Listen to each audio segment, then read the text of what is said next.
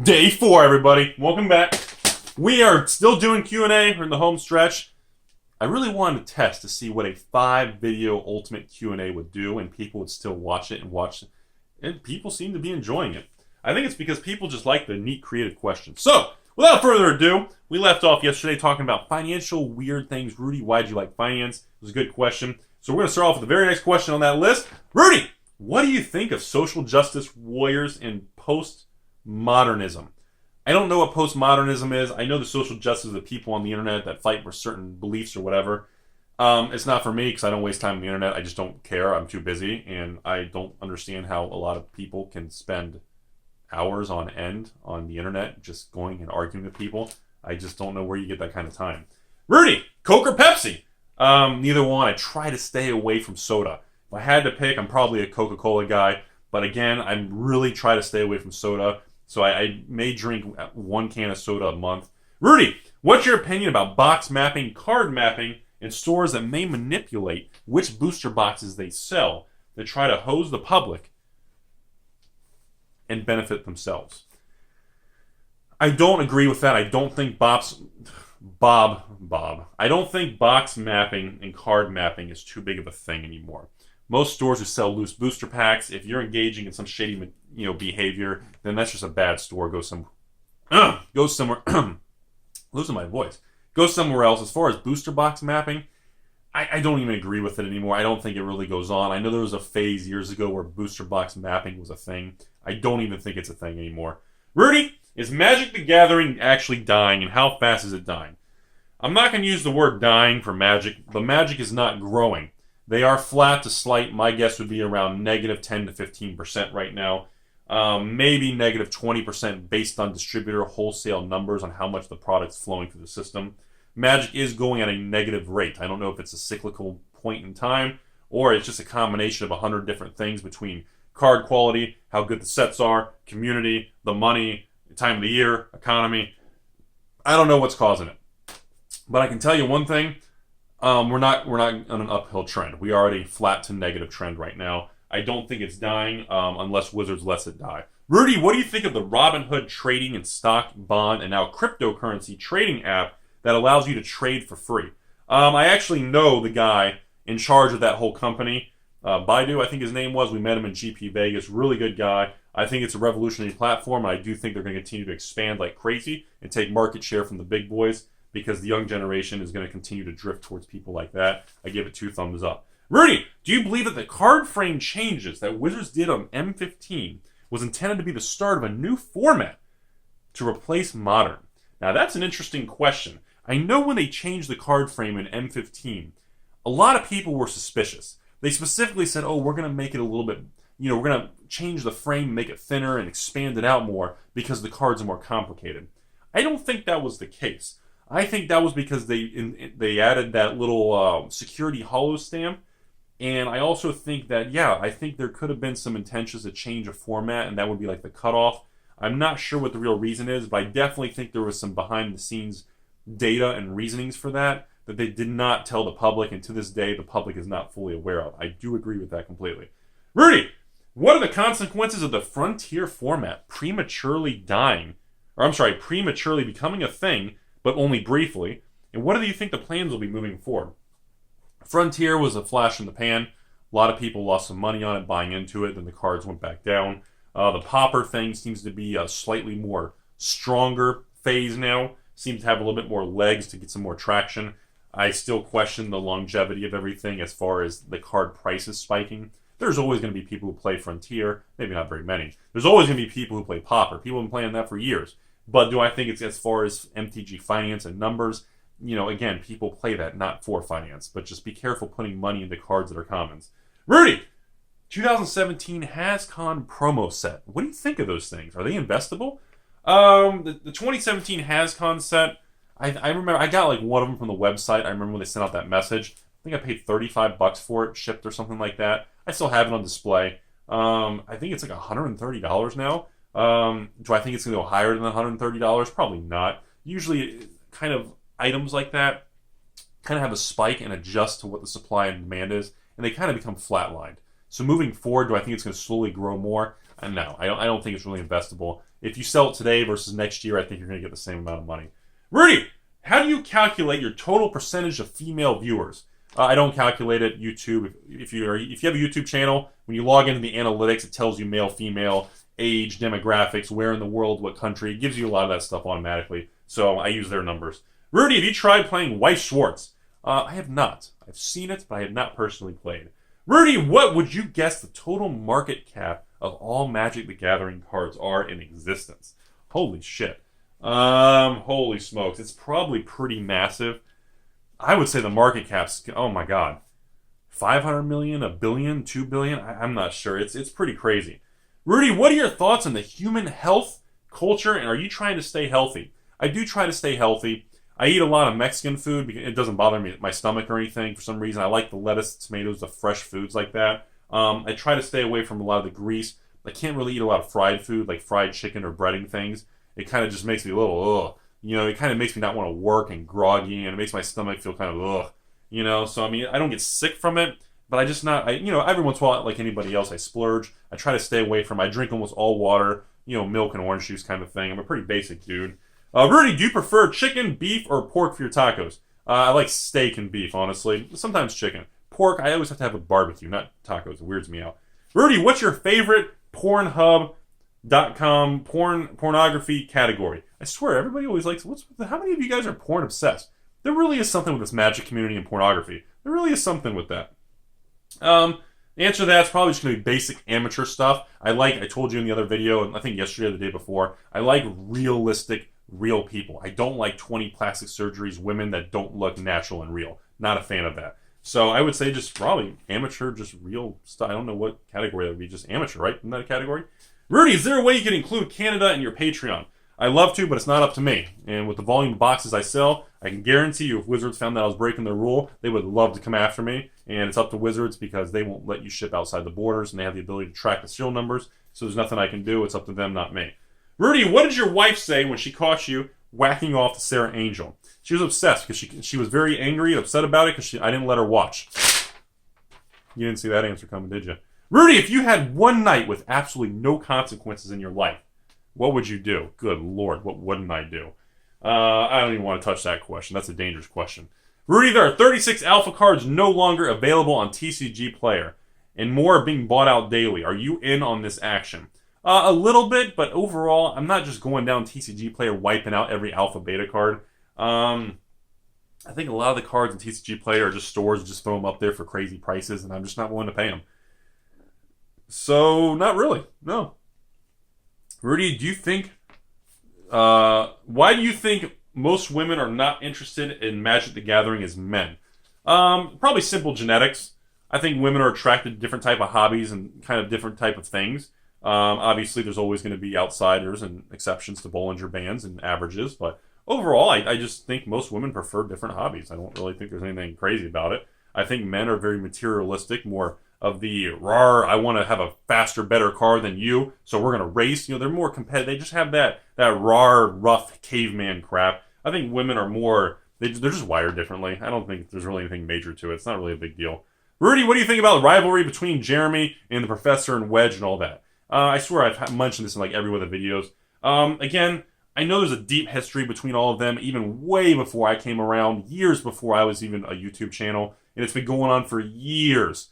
And like I said, a lot of it I'm aware of, a lot of it I'm not. A lot of it I just don't really care because, again, it's not my battle, everybody. I mean, I talk to all of them. I like them well. I'm friends with all these people. I think all of them are good people. But again, the rivalry and the anger between these 3, 4, 5 people, again, it started way before me. I wasn't around for it. And quite frankly, as a finance money-hungry scumbag, that all I care about is investing in money and old Magic, I don't really fit into any of that. So I wish them all the best, and I'm still going to talk to them all, and I hope eventually everybody just kind of can make peace one day, But do I think it ever is really going to happen? Probably not. Rudy, what's your political leaning? Are you Democrat, Republican, or a librarian? I think you mean libertarian. Do you even believe in the state? These are the most uncomfortable questions I can think of. I've told you before, I like some things Democrats do and some things Republican. I don't, maybe center or something. I don't really know. I don't follow politics, you guys. I don't know all that. I just don't give a shit. Rudy, are there any reserve list cards under $2 worth buying? I'm sure there are, but I just don't really care because again, when I feel certain cards over undervalued, I don't look at the raw number. I look at the card, the supply. You take the other variables versus the raw number. Rudy, how bad would reprinting the revised list, I'm assuming you mean the reserve list, how bad would it be for you? Quite frankly, even if that doomsday scenario ever occurred, which I never think it will, I actually don't think it's going to have the impact that most of you think.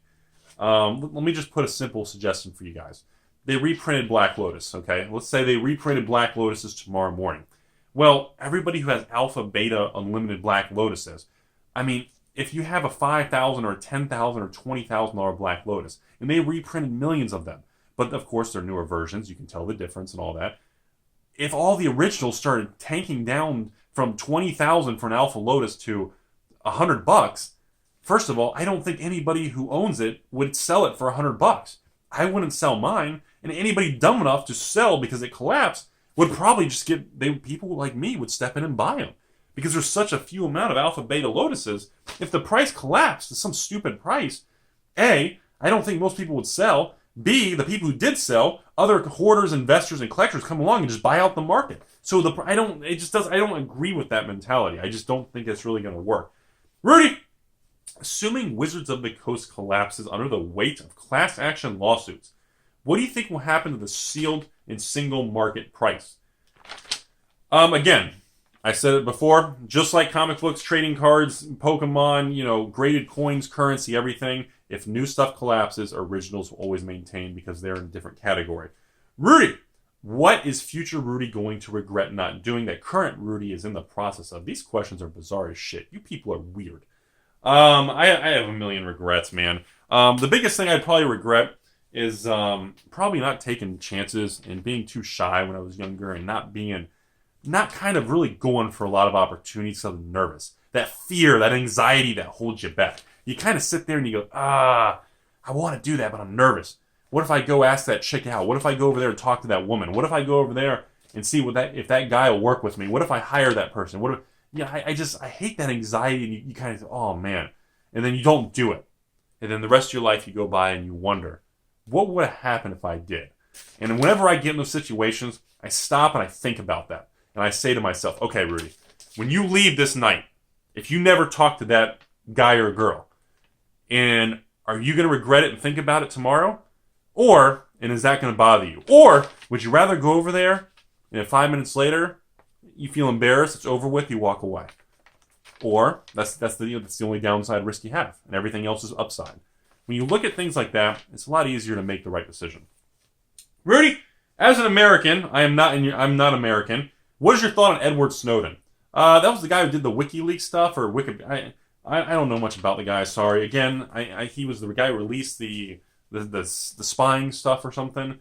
I don't know what stuff he released. I think some of it was good, some of it was bad. I'm not sure. Sorry. Again, I don't follow this shit. Rudy, what's the best or worst Magic product you've invested in? Some of the best products I've invested in were probably old core sets, Innistrad, the original Mirage, certain sets I went real heavy with, Revise, the Dark. The worst things I invested in, from the Vault 20, Dragon's Maze, Gate Crash, certain things like that. There's not really a set number one, worst one, but there's definitely a group of them. Rudy, what do you do to ensure your cardboard does not get damaged? Do you have some sort of natural disaster that could really hose you? I don't really, I'm not as concerned of natural disasters as I am of theft and other humans. There's two types of risks. You have theft and then natural disaster. And for me, the human risk is the thing that makes me nervous more so. I'm afraid of other people, gunpoint, theft, risk, health, death, and just robbery more so than I am a rainstorm or lightning or a fire. So I try to, again, I make sure things are spread out at different locations. I make sure the really high-end stuff is locked up in big, gigantic safes or a safety deposit box, depending on what the item is, big or small. In addition to that, like I said, I like to make sure the locations that things are at, there's almost always somebody there, almost 24 hours a day. Certain little things like that, I think will really get you a long way. And of course, working with people you trust, family or whatever, friends you have that you really, really trust. Rudy, what do you think of MTG Lion's video doing drama about Brian and Wedge and ganging up on Dariums? It's the same thing with all this stuff before I told you guys. There was stuff that happened like 5 years ago. I wasn't around. I don't know the details of that. Do I think he should be making videos on it? Sure, why not? He'll get views and make some money. And most people don't really know the full story. I don't know the full story. So what do I think of it? At least he can make a few bucks. Past that, I mean, he's not helping anything. Rudy, is Wizards of the Coast making a mistake? Driving down the prices of Modern in all new Magic cards through reprints? And are they going to stop to leave any collector value in Magic? Love you, bro. Love you long time. Hashtag love your face. All right, I think what happened was Wizards went through a period where everybody complained, or a few loud people complained to Magic about the price of Modern and newer cards. Therefore, Wizards, with their slow reaction time, started doing reprint sets, invented the master sets, and of course they realized the money they can make charging double the price printing the same card. Actually, less cards in the packs, 24 packs versus 36. So I think they got a little addicted to that money and cash flow.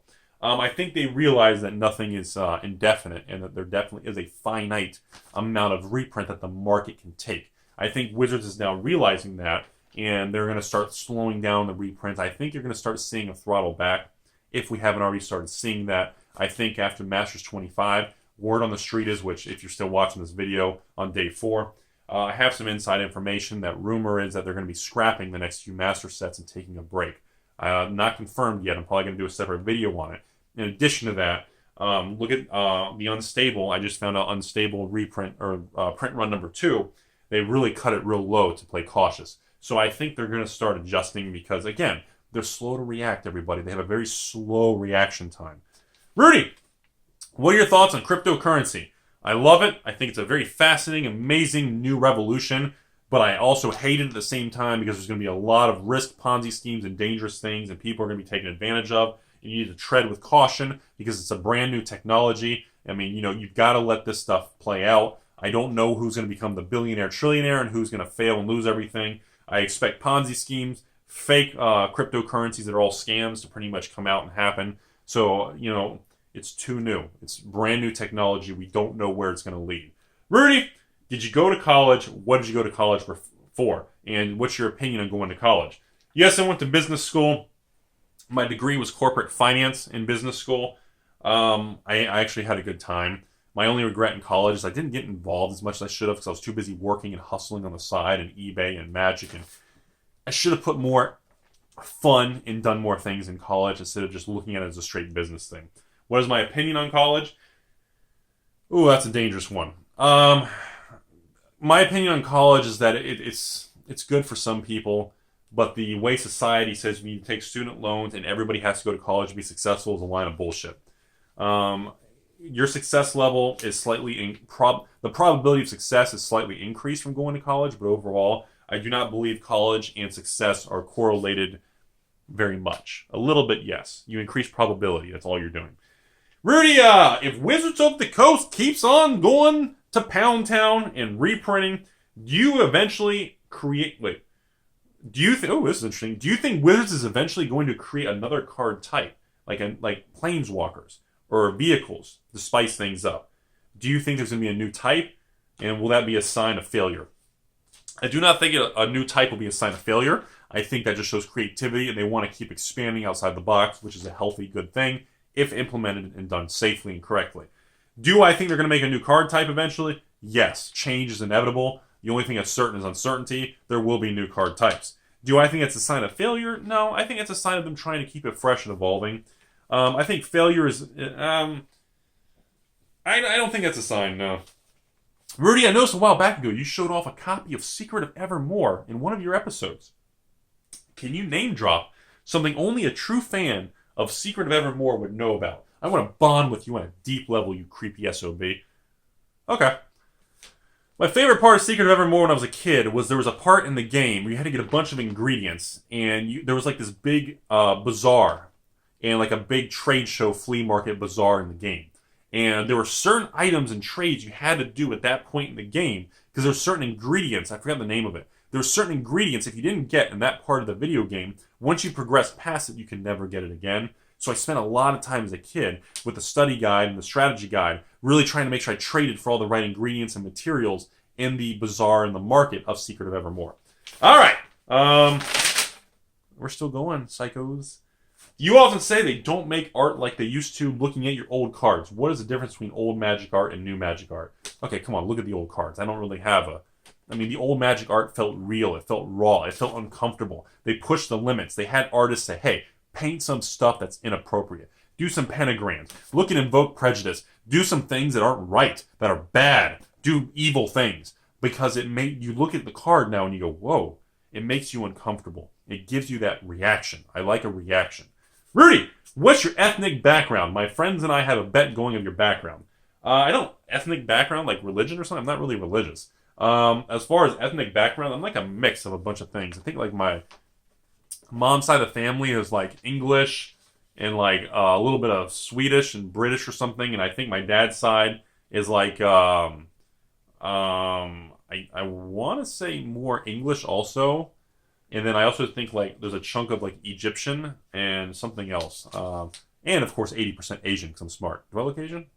Do I look Asian? All right. Rudy, what is the most creepy thing you've ever done? I don't want to say that on camera because some of you guys would love me a long time. The rest of you will freak out. Rudy, do penguins have knees? Is that one of my 2.7% female viewers? 2.9? Do penguins have knees, really? I had to Google that one. I'm not going to lie. Someone read that to me the other day. And according to the internet, they do not. But it's fucking hilarious. Rudy, have you ever gotten a demonic attorney in an alpha starter deck? Actually, I have. I used to open a lot of alpha beta packs around 2004 when I was buying them for grading. So actually, yeah, I did. Rudy, how do you become as entertaining as you are? What drugs and pills do I have to take? Not give two shits. Be comfortable in front of the camera. And just be yourself. If you want an honest answer. Finally, on the last 2 minutes here on this next one.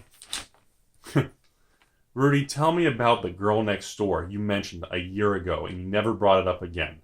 Okay. For those of you still watching in this last 2 minutes of this video, here's a little tidbit of uncomfortable Rudy vulnerability. So, one of the things that wrecked my life and got me hardcore into finance and magic and disoriented me and gave me trust problems was I was highly involved and dated and obsessed love with a next-door neighbor girl when I grew up. We were together, we snuck out, we did all kinds of crazy things. We were inseparable. And I was obsessed with this girl. She was obsessed with me. It was a very strong thing.